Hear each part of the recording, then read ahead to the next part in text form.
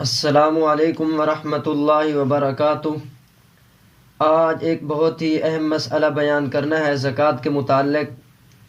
وہ یہ ہے کہ کیا ہم اپنے سگے بہن بھائی کو زکوٰۃ دے سکتے ہیں یا نہیں دے سکتے۔ تو اس کا جواب یہ ہے کہ ایک ضابطہ اور قانون میں بیان کر دیتا ہوں۔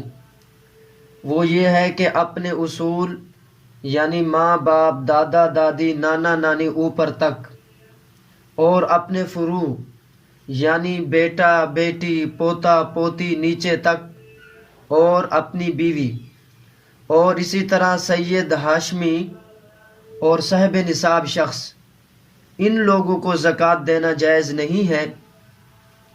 ان کے علاوہ زکوٰۃ ہر اس شخص کو دی جا سکتی ہے جو غریب اور ضرورت مند ہو اور اس کی مالیت میں 52.5 تولہ چاندی یا اس کے برابر رقم موجود نہ ہو، یا 7.5 تولہ سونا، یا ضرورت اصلیہ سے زائد سامان جس کی مالیت نصاب یعنی 52.5 تولہ چاندی کی مالیت کے برابر بنتی ہے، یا ان میں بعض کا مجموعہ 52.5 تولہ چاندی کے برابر ہو، اس شخص کے پاس موجود نہ ہو، تو اس شخص کو زکوٰۃ دینا اور اس کے لیے زکوٰۃ لینا جائز ہے۔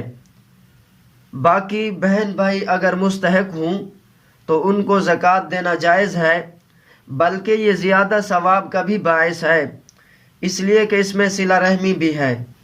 واللہ تعالی اعلم بالصواب۔